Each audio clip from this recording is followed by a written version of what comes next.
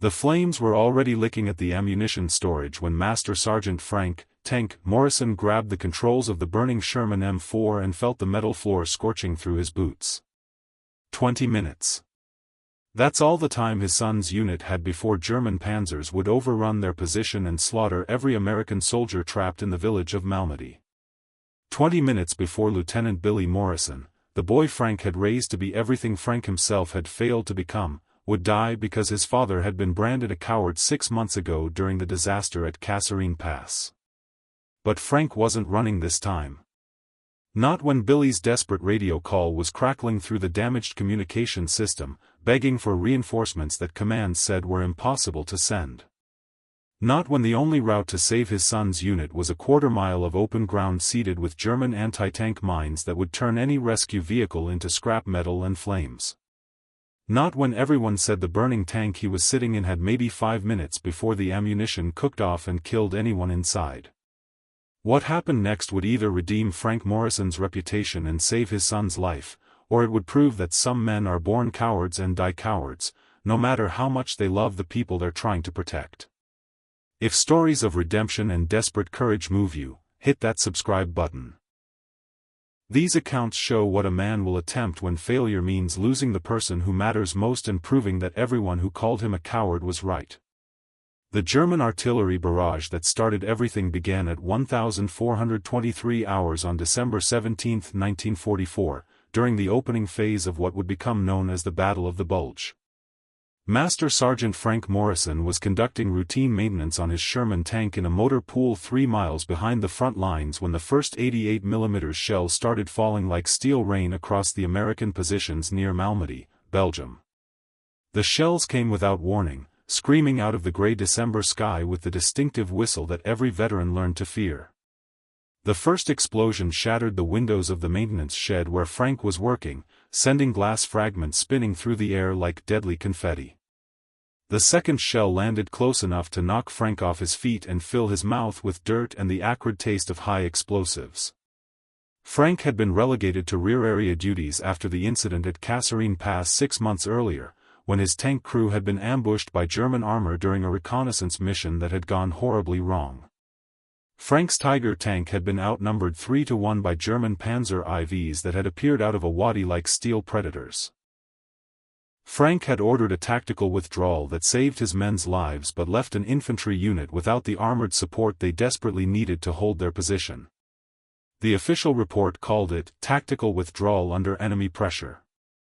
The unofficial whispers called it cowardice, and Frank had been quietly transferred to maintenance duties where his failure of nerve wouldn't endanger other men in combat.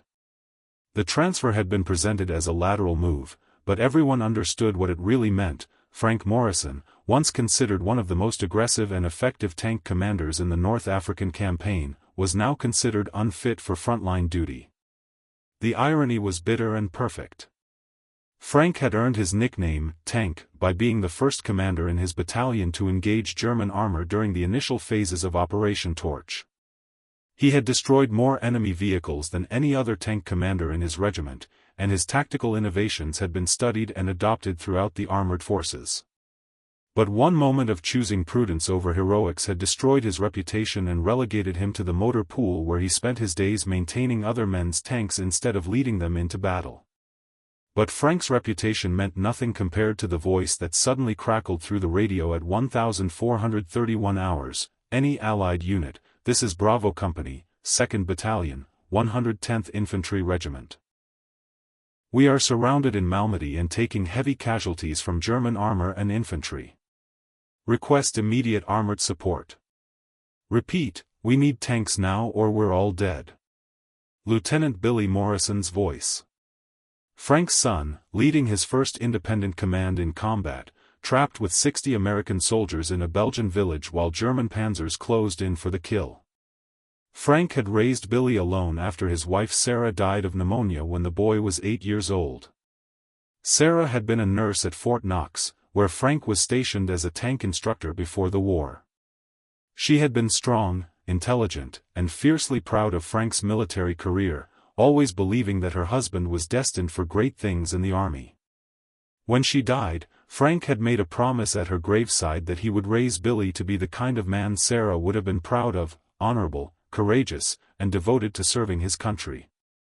Frank had taught Billy everything he knew about being a soldier, about courage under fire, about the responsibility that comes with leading men in combat. They had spent countless hours in Frank's workshop, where Billy learned to strip and clean weapons, study tactical manuals, and understand the mechanical principles that made tanks effective weapons of war.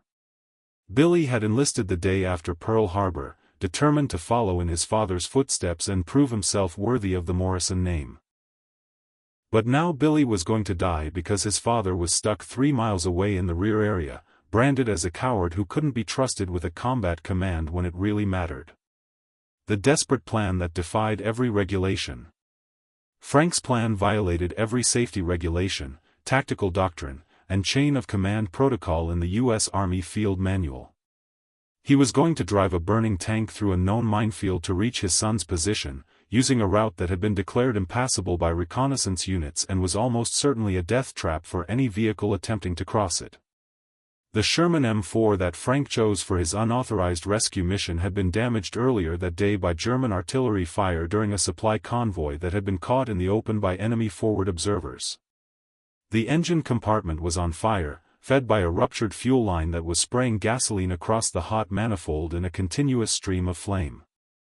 The ammunition storage was heating up to dangerous levels, with individual shells beginning to expand from thermal stress that could cause catastrophic detonation at any moment. The main gun had been knocked out of alignment by a near miss from an 88mm shell, making accurate fire almost impossible beyond point-blank range. Any reasonable tank commander would have abandoned the vehicle immediately and waited for repairs or replacement. The standard operating procedure for damaged armor was evacuation of the crew followed by recovery operations when tactical conditions permitted. But Frank knew something that the regulations didn't account for. A burning tank would be the last thing German observers would expect to see attempting a rescue mission through a heavily defended area.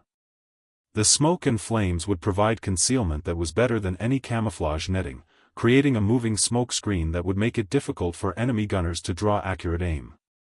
The apparent damage might convince German artillery spotters that the vehicle was already destroyed and not worth targeting with precious ammunition. Most importantly, the psychological impact of a burning tank appearing in the middle of a firefight would be devastating to German morale and inspiring to American forces who thought they had been abandoned. The technical challenges of operating a burning vehicle were enormous and potentially lethal. Frank would have to navigate by dead reckoning through smoke and flames that limited visibility to a few yards in any direction. The fire in the engine compartment was generating toxic fumes that could cause unconsciousness or death if the ventilation system failed.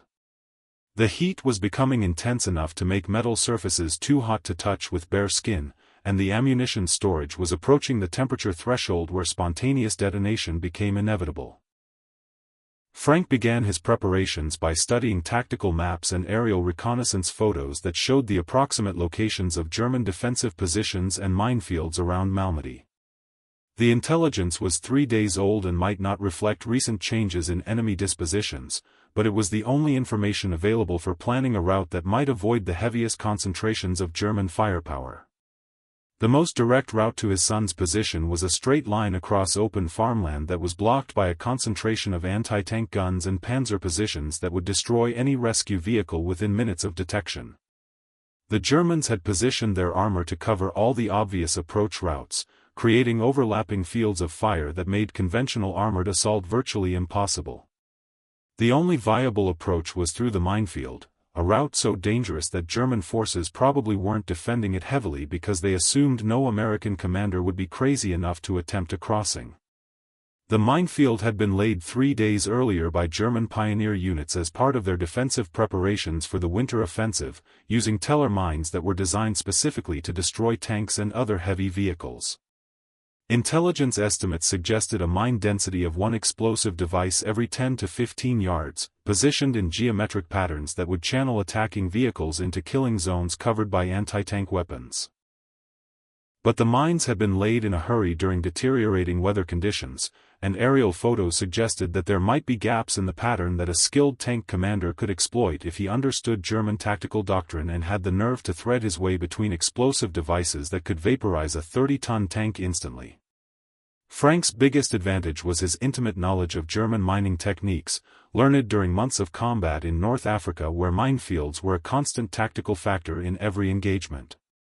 He knew that German engineers typically laid mines in mathematical patterns based on standard military engineering principles, creating defensive obstacles that could be anticipated and avoided if you understood their methodology and had the courage to exploit their predictable nature.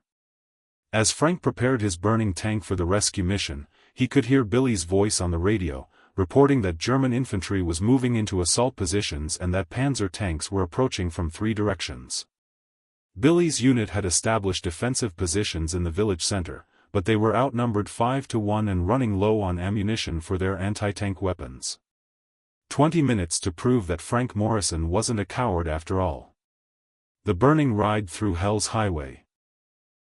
Frank's departure from the motor pool at 1,437 hours was witnessed by a dozen mechanics and support personnel who watched in amazement as a burning Sherman tank rolled out of the maintenance area and headed toward the front lines at maximum speed, trailing smoke and flames like a mechanical comet. The first mile of Frank's route took him through American rear area positions where soldiers stopped their work to stare at the burning tank racing toward combat.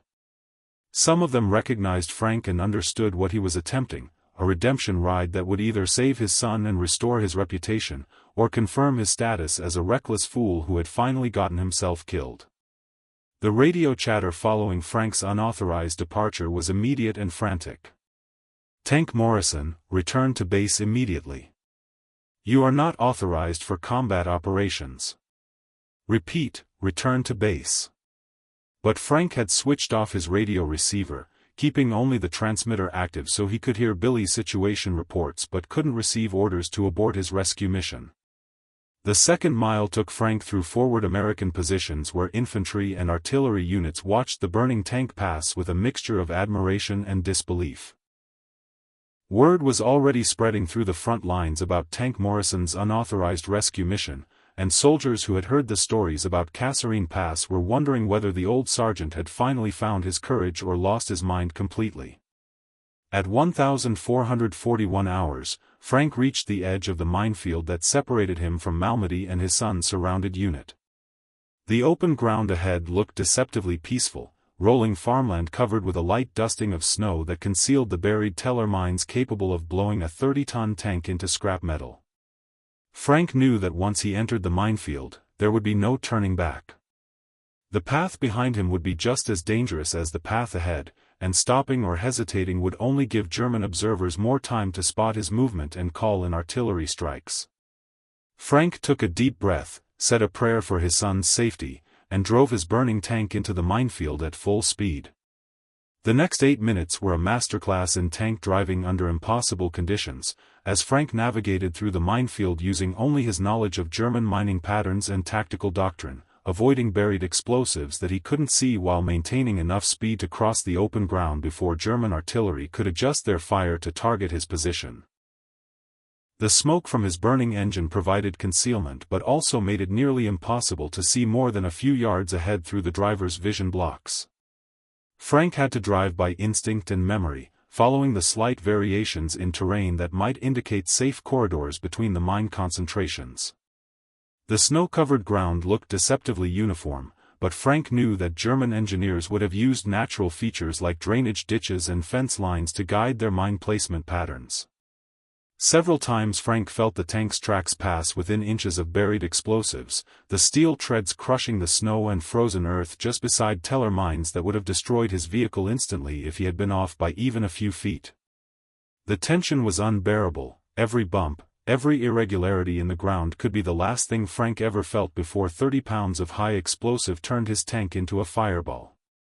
Twice Frank heard the distinctive metallic click that indicated he had triggered a mine that had failed to detonate properly, probably due to moisture infiltration or manufacturing defects that made German ordnance unreliable under winter conditions. Each time he heard that sound, Frank's heart stopped for a split second before he realized he was still alive and moving forward toward his son's position. The worst moment came when Frank's burning tank began to climb a slight rise in the terrain that would expose him to German observation posts and anti-tank weapons positioned around Malmedy. Frank knew that once he crested the hill, he would be visible to enemy gunners who would have clear shots at his vehicle from multiple directions. But he also knew that backing down or changing course would probably drive him directly into a mine concentration that would end his rescue mission instantly. Frank made the decision to increase speed rather than try to avoid detection, pushing his burning Sherman to maximum velocity as he approached the crest of the hill. The engine roared despite the fire in the compartment, throwing sparks and flames behind the tank like a mechanical dragon charging toward battle. The ammunition storage was now glowing red-hot from the sustained heat, and Frank could hear individual shells beginning to crack from thermal expansion. As Frank's tank appeared on the crest of the hill, German anti-tank guns immediately opened fire from positions around Malmedy. 75mm shells screamed past the burning Sherman, some missing by inches and others striking the ground close enough to shower the tank with dirt and shrapnel. Frank could see muzzle flashes from at least 4 different gun positions, all of them trying to range in on his vehicle as he raced down the slope toward the village. But the fire and smoke from Frank's engine made him a difficult target to track accurately. The German gunners were aiming at a moving cloud of smoke and flames rather than a clearly defined vehicle, and their shots were consistently off target by just enough margin to keep Frank alive as he closed the distance to Malmedy. At 1,447 hours, Frank's burning Sherman crashed through a stone wall at the edge of the village and rolled into the narrow streets where Billy's unit was fighting for their lives against overwhelming German forces. Frank had successfully crossed a minefield that military engineers had declared impassable, survived concentrated anti-tank fire from multiple positions, and delivered himself and his burning tank to exactly the place where they were needed most. The arrival that changed everything. Frank's burning tank appeared in Malmedy like an avenging angel wreathed in smoke and flames, emerging from terrain that every German commander had considered impassable and arriving at exactly the moment when Billy's unit was preparing for their final stand against overwhelming odds. The psychological impact on both American and German forces was immediate and dramatic. The American soldiers who had been facing certain death suddenly found themselves reinforced by a tank that seemed to have materialized from nowhere, driven by a man who was willing to cross a minefield to reach them. The sight of the burning Sherman rolling through the village streets like a mechanical phoenix gave the trapped infantry a surge of hope and fighting spirit that transformed their desperate last stand into a coordinated defense. The German attackers, who had been confident of an easy victory against a trapped infantry unit, now faced the prospect of fighting an armored vehicle in close terrain where their numerical advantage would be neutralized. The narrow streets and stone buildings of Malmedy created a maze where German Panzers couldn't use their superior range and armor thickness, forcing them into close-quarters combat where American determination and tactical innovation could level the playing field. But the most important impact was on Lieutenant Billy Morrison, who recognized his father's voice when Frank's radio transmission finally broke through the static. "Bravo Company, this is Tank Morrison. I'm in your perimeter and ready to provide fire support.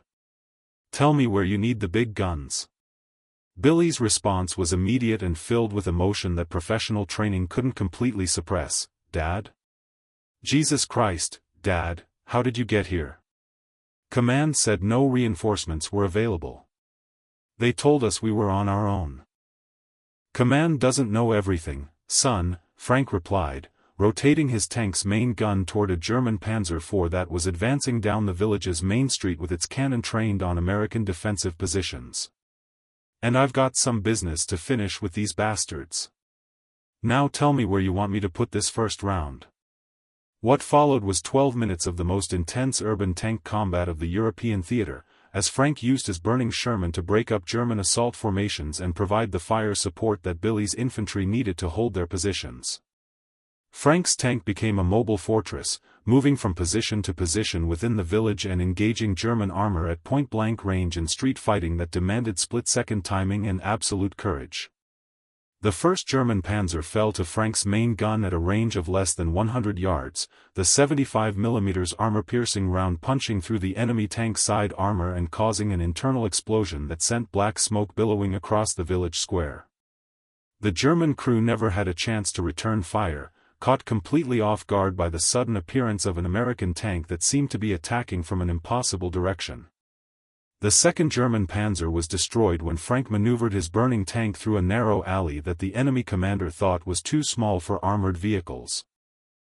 Frank used his superior knowledge of Sherman tank dimensions to thread his way between stone buildings, emerging behind the German position and firing into the Panzer's rear armor at point-blank range. The shot penetrated the engine compartment and caused a secondary explosion that scattered burning debris across the street. But Frank's greatest contribution wasn't the enemy vehicles he destroyed, it was the way his presence changed the entire tactical situation for both American and German forces.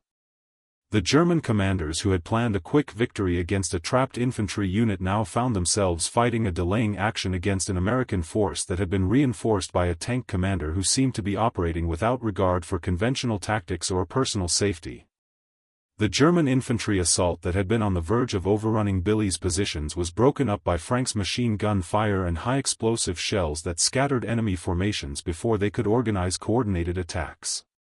Frank's coaxial machine gun and bow-mounted machine gun created interlocking fields of fire that made it impossible for German infantry to advance across the open areas of the village square.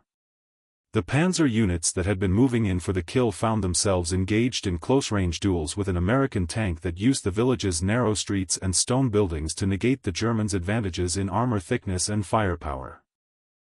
Frank's burning Sherman was more maneuverable than the heavier German tanks, and his intimate knowledge of urban combat tactics allowed him to choose engagement ranges and positions that favored American equipment and training. Most importantly, Frank's arrival gave Billy's unit the time they needed for organized reinforcements to arrive from American reserve positions. The 20-minute window that had seemed impossible to survive suddenly became manageable when Frank's burning tank provided the fire support and moral boost that transformed a hopeless last stand into a successful defense. The price of redemption that proved everything. The end came at 1,459 hours, when Frank's ammunition finally cooked off from the sustained heat of the engine fire that had been burning throughout his rescue mission. The explosion was massive and instantaneous, turning the Sherman tank into a fireball that could be seen for miles and ending Frank Morrison's war in the way that everyone had expected, with fire and violence and heroic sacrifice. But Frank had accomplished his mission.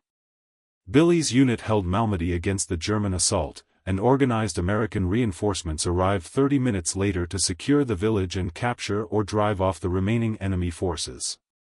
The success of the defense prevented German breakthrough that could have threatened Allied supply lines and potentially changed the course of the Battle of the Bulge. More importantly for the Morrison family legacy, Frank had proven that the accusations of cowardice from Kasserine Pass were unfounded. His final action demonstrated that his earlier tactical withdrawal had been based on sound military judgment rather than personal fear, and that when the stakes were highest, when his son's life was on the line, Frank Morrison was willing to attempt the impossible and sacrifice everything to protect the people he loved. Billy Morrison survived the battle and went on to complete his combat tour with distinction, earning the Silver Star for his leadership during the defense of Malmedy. But he never forgot that his survival and his unit's success were the direct result of his father's willingness to drive a burning tank through a minefield because love for his son was stronger than fear of death or concern for personal reputation. The official after-action report credited the successful defense of Malmedy to timely arrival of armor reinforcements that disrupted enemy assault preparations and provided crucial fire support during the critical phase of the engagement.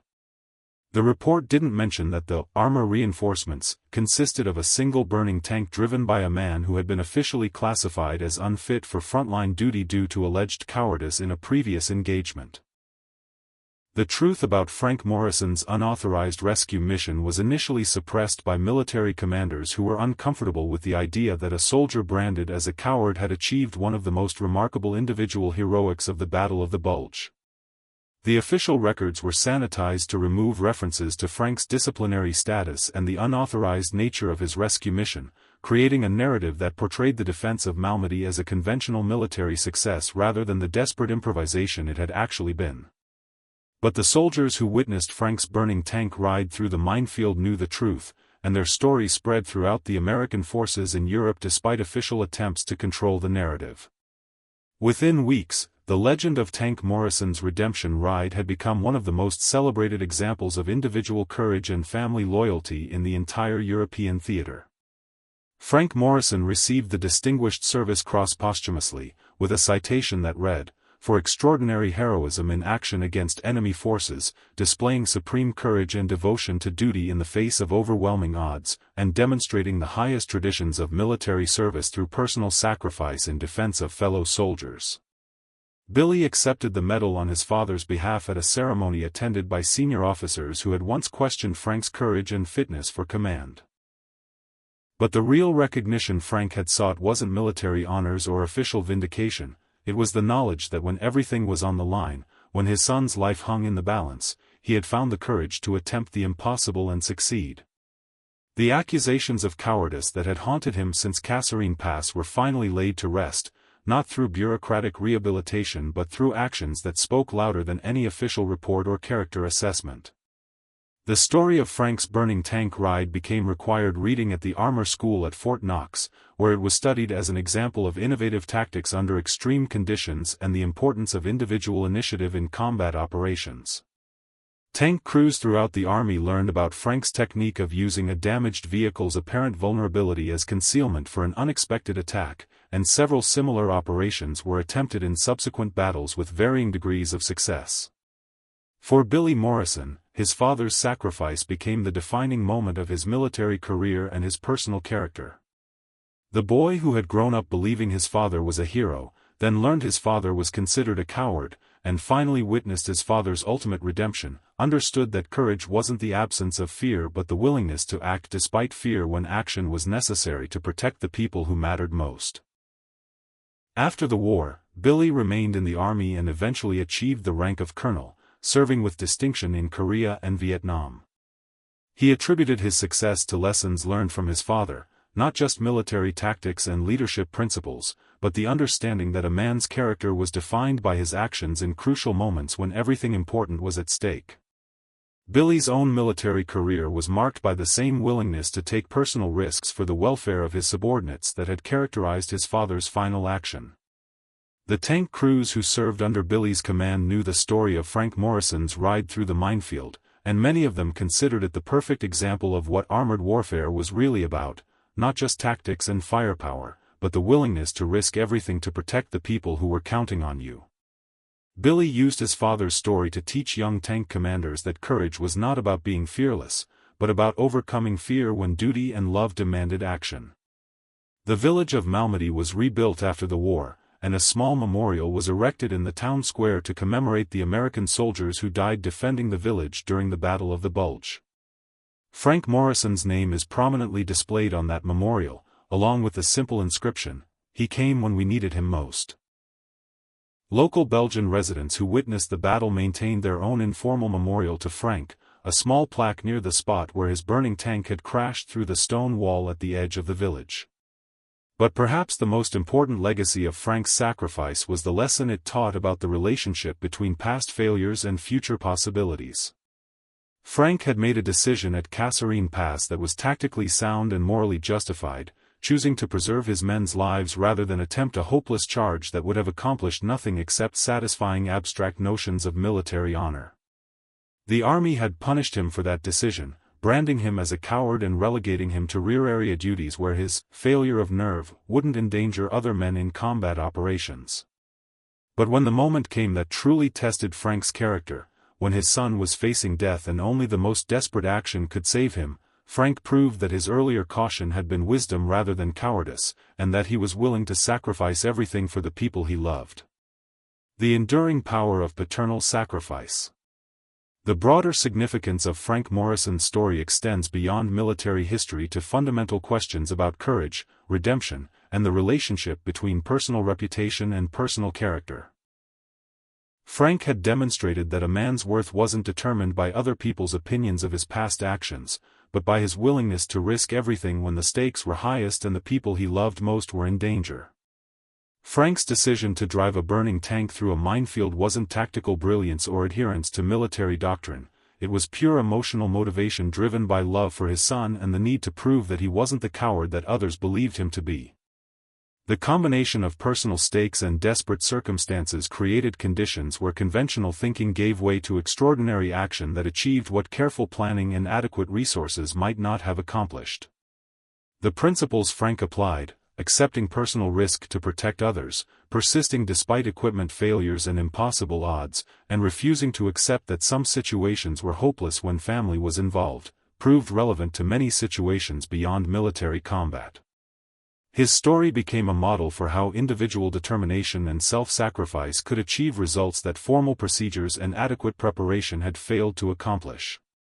Perhaps most importantly, Frank Morrison had shown that redemption was always possible for people who were willing to risk everything for the right reasons. His earlier retreat at Kasserine Pass had been sensible and life-saving, but it had been misinterpreted as cowardice by people who valued symbolic courage over practical results. When the opportunity came to prove his true character, Frank chose actions that left no room for misinterpretation. The relationship between Frank and Billy Morrison illustrated how family bonds could provide motivation for extraordinary achievements under impossible conditions. Frank's love for his son enabled him to attempt something that training and equipment alone could never have motivated, while Billy's knowledge of his father's sacrifice became the foundation for a lifetime of military service dedicated to protecting other people's sons and fathers. So here's the question Frank's story poses. What would you be willing to attempt if someone you loved was depending on your success and failure meant losing the person who mattered most to you? How far beyond your normal capabilities could you reach if proving your courage meant the difference between life and death for your family? And what actions might be possible if you combined your professional skills with the kind of desperate determination that makes personal reputation secondary to personal responsibility? Frank Morrison proved that sometimes the most heroic actions come not from people who have never been afraid, but from people who have experienced fear and failure and are determined never to let those experiences define their ultimate character when the people they love are counting on them to find the courage that matters most.